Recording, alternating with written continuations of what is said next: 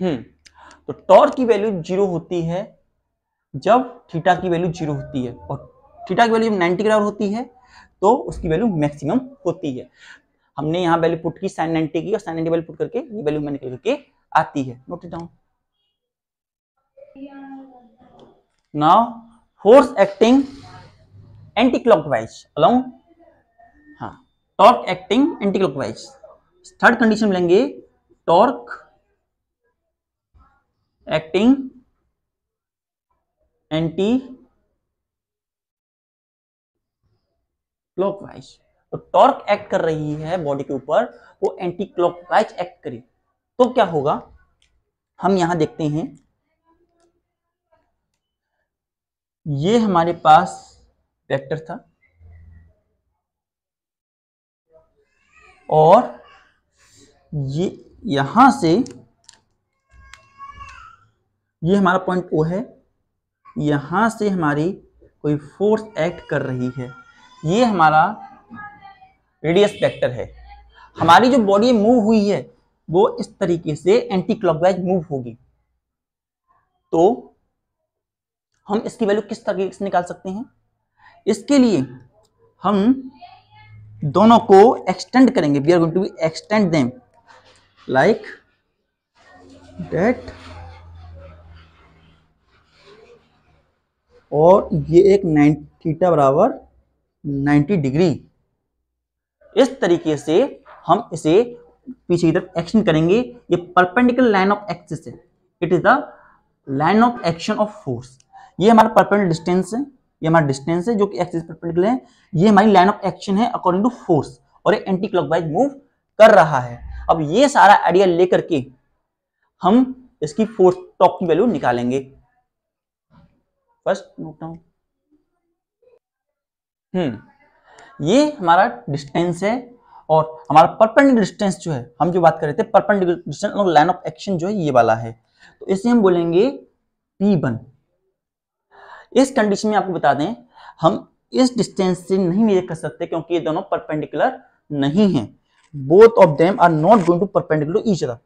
हमें मेजर करने के लिए हमने पहले बोला था कि जो डिस्प्लेसमेंट वेक्टर है वो परपेंडिकुलर होना चाहिए to the axis of rotation, और परपेंडिकुलर हमारा ये ओ से ए वाला है, ओ से ए वाला है, और यहां पर एक एंगल बन रहा है दैट इज थीटा, और ये थीटा डिग्री के बराबर है। तो हमारी टॉर्क की जो वैल्यू हो जाएगी, वैल्यू ऑफ टॉर्क, वो हो जाएगी theta equal to F vector P1 vector के बराबर हमें टॉर्क की वैल्यू मिलेगी। अब हम P1 की वैल्यू जब निकालना चाहते हैं, when we want to pick out the value of P1, तो P1 की वैल्यू हमें मिलती है, ये हाइपोटेनियस, ये तो हमें मिलती है P1 की वैल्यू R sin थीटा, इस थीटा के एस्पेक्ट में R sin थीटा के बराबर हमें वैल्यू ऑब्टेन होती है P1 की। तो जब हम इसमें पुट करते हैं टॉर्क, तो टॉर्क की वैल्यू हमारे पास आ जाती है F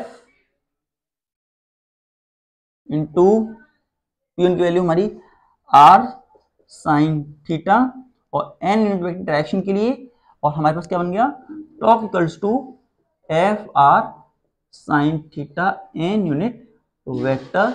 ये वैल्यू हमारे पास निकल के आती है टॉर्क की। It is the value of torque we are going to have when our body is going to be rotate in anti clockwise direction. Anti clockwise direction इस तरीके से रोटेट कर रही थी हमारी बॉडी, उस डायरेक्शन में हमने ये देखा कि परपेंडिकुलर लाइन ऑफ एक्शन जो है हमारा, वो परपेंडिकुलर डिस्टेंस जैसे कहेंगे वो P1 है, हमारा परपेंडिकुलर डिस्टेंस हमारा P1 है, ये डिस्टेंस है home centre.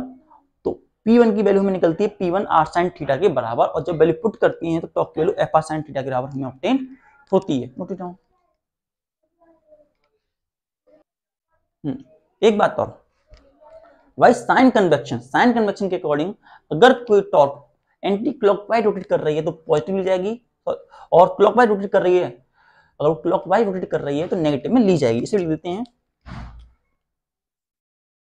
If the rotation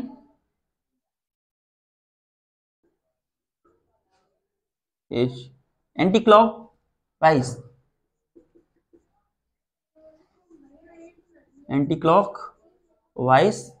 it is taken as positive, taken as positive. वहीं इफ द रोटेशन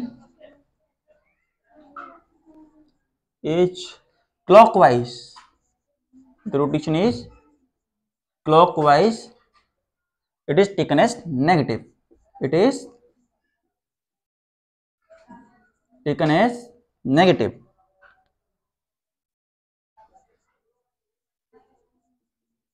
अगर रोटेशन जो है ये हमारा एंटी क्लॉकवाइज था तो इस कंडीशन में टॉर्क आएगी वो हम पॉजिटिव लेंगे। वहीं अगर हम दूसरी कंडीशन लें एंटी क्लॉकवाइज तो उस कंडीशन में टॉर्क होगी हमारी वो नेगेटिव रहेगी। वो किस प्रकार से अब हम देखते हैं जरा। Now torque is anti clockwise, fourth condition में लेंगे torque is anti clockwise, torque is anti clockwise, anti clockwise, torque जो है हमारी वो एंटी क्लॉकवाइज है।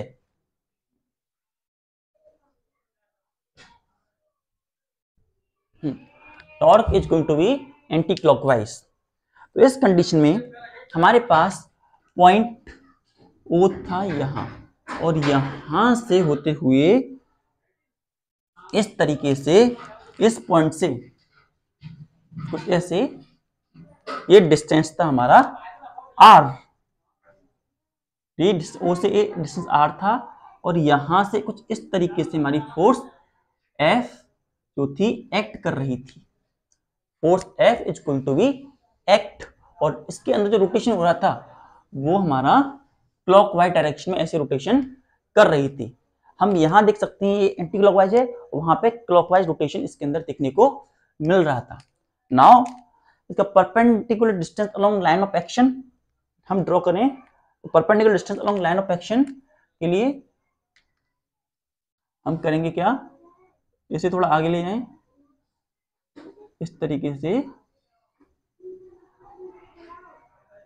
यहां से यूं,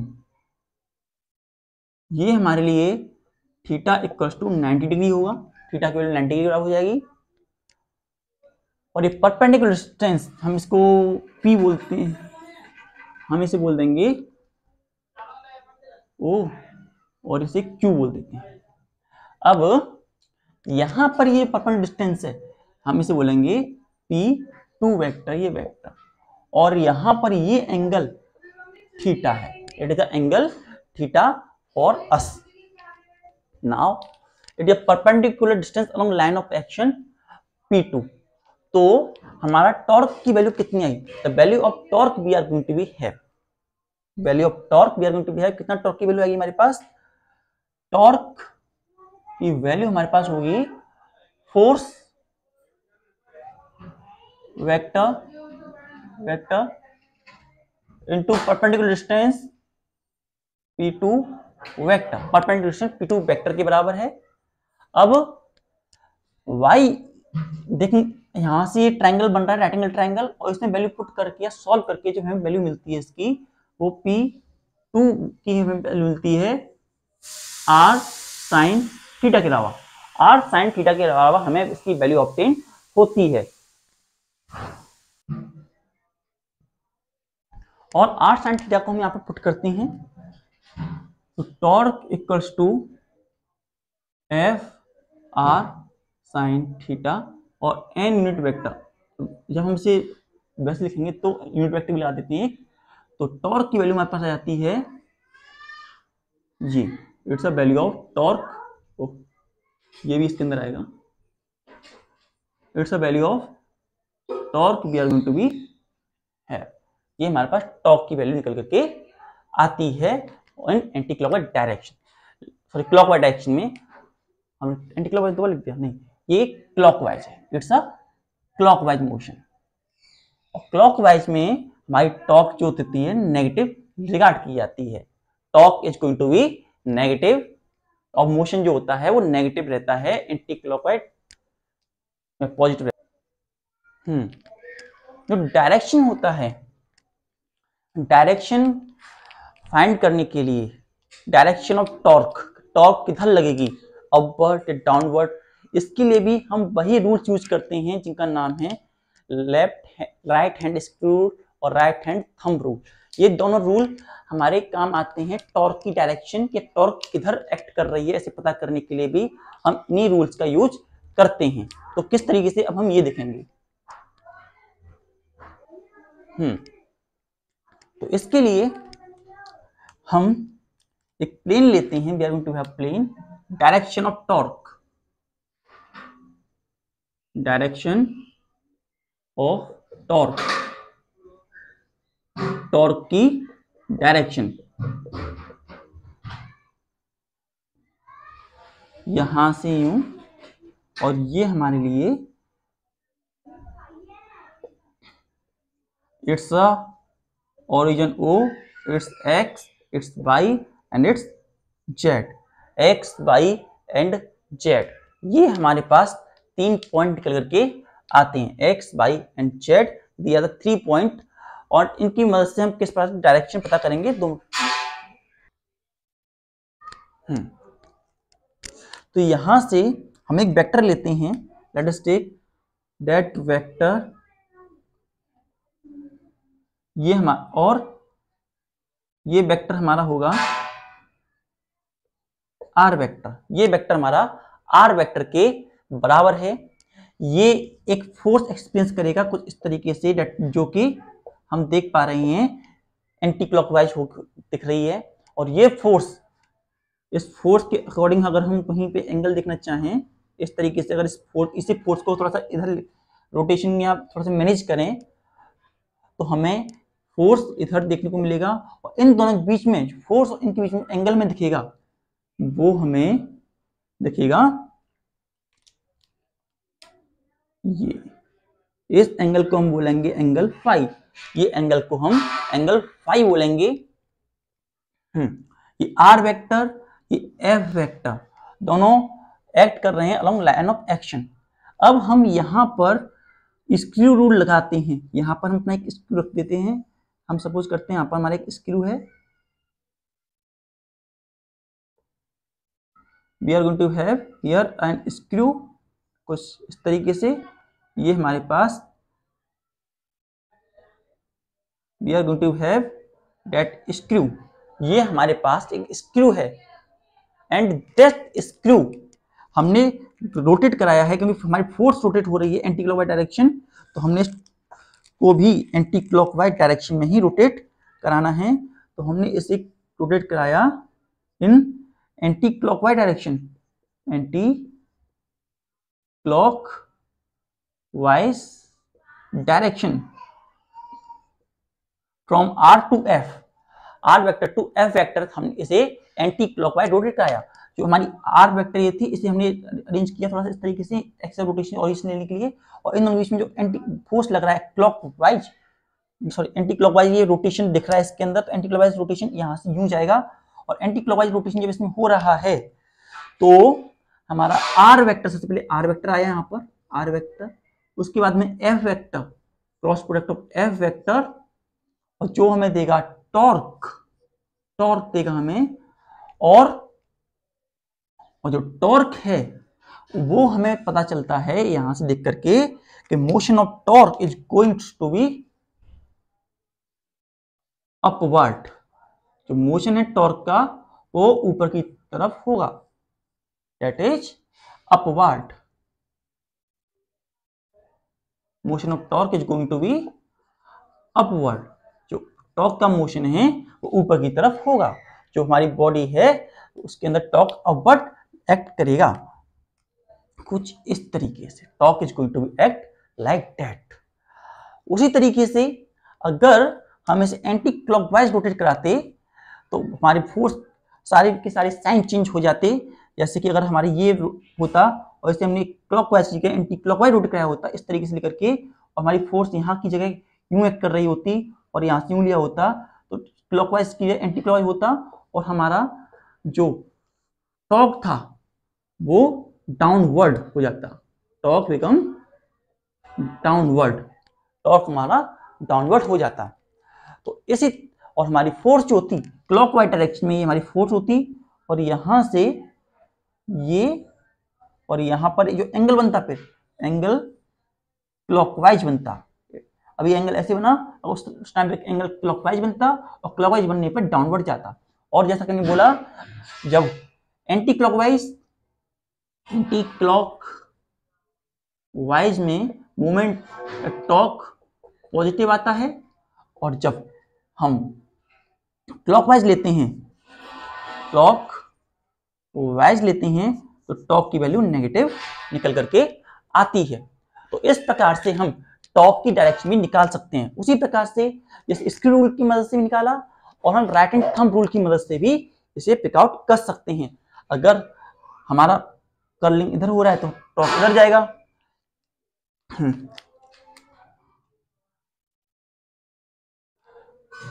So we have that thumb and we have that hand,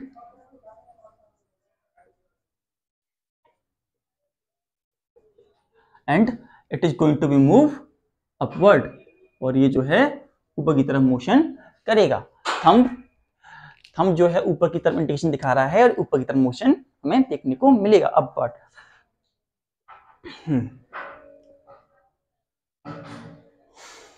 तो इस तरीके से हम वैल्यूज को पिक आउट करते हैं।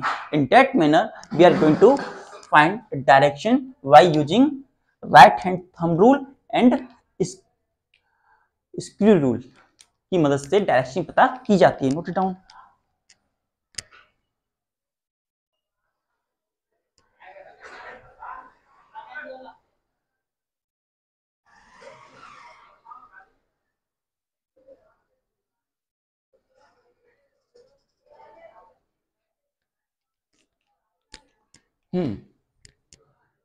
तो आज हमने जाना टॉर्क के बाद। टॉर्क जो होती है वो ऐसी फोर्स होती है जो कि बॉडी के अंदर रोटेशनल मूवमेंट प्रोड्यूस करती है।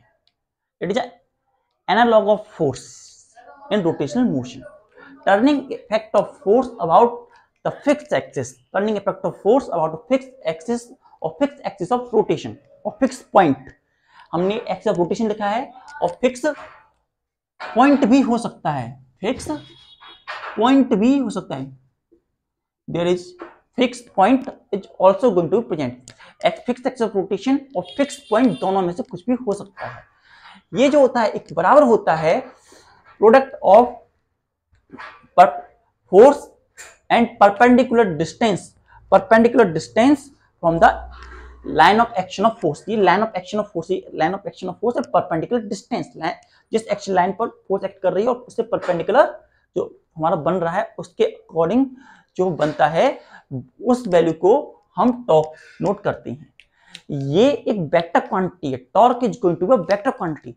वेक्टर क्वांटिटी मीटर से ये मैग्नीट्यूड और डायरेक्शन दोनों पर डिपेंड करती है। ऐसा यूनिट की न्यूटन मीटर होती है। डायमेंशंस के m, L2, T-2 होते हैं। एंड दूसरी बात, टॉर्क मिनिमम कब होगी? टॉर्क मिनिमम होगी जब थीटा मिनिमम होगा, साइन थीटा मिनिमम होगा। साइन थीटा मिनिमम कब होता है? जब थीटा की वैल्यू 0 होती है, और ऐसी कंडीशन में साइन थीटा की वैल्यू 0 होती है तो टॉर्क की वैल्यू 0 के बराबर हो गई हमारी। उसके बाद टॉर्क की वैल्यू मैक्सिमम कब होती है? When the value of torque is equal to maximum, जब थीटा की वैल्यू मैक्सिमम होती है। और थीटा की वैल्यू मैक्सिमम कब होती है? थीटा की वैल्यू मैक्सिमम होती है जब थीटा 90 के बराबर होता है, और थीटा की वैल्यू 90 पर 1 होती है। जब हमने 1 पुट किया तो टॉर्क की वैल्यू RF यूनिट वेक्टर के बराबर हमें मिलता है। वहीं जब टॉर्क एंटी क्लॉकवाइज रोटेट करता है तो हमारा डिस्टेंस है जो कि फोर्स को जन कर रहा है, और परपेंडिकुलर लाइन ऑफ एक्शन, ये हमारी लाइन ऑफ एक्शन है इधर, और ये परपेंडिकुलर डिस्टेंस है, और line of action perpendicular distance के बीच में 90 डिग्री का एंगल बन रहा है, हम देख पा रहे हैं।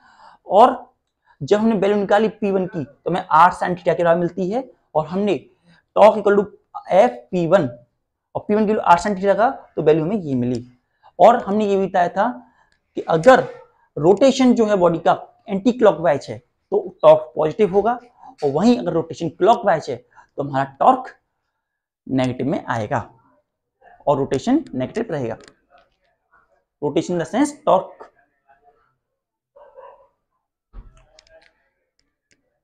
ये कंडीशन वो है जब हमारी बॉडी क्लॉकवाइज रोटेशन में रोटेट किया, जब हमारी बॉडी ने क्लॉकवाइज रोटेशन में रोटेट किया तो टॉर्क की हमारी क्लॉकवाइज रोटेशन में ये वैल्यू निकल करके आती है।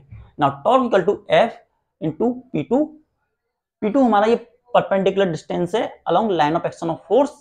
यहाँ पे 9 थीटा, इसके रेस्पेक्ट में हमने P2 की वैल्यू निकाली तो r sin थीटा के बराबर वैल्यू मिली, और हमने P2 की वैल्यू r sin थीटा रखी तो वैल्यू मिली। टॉर्क हमें नेगेटिव में मिलेगा ऐसी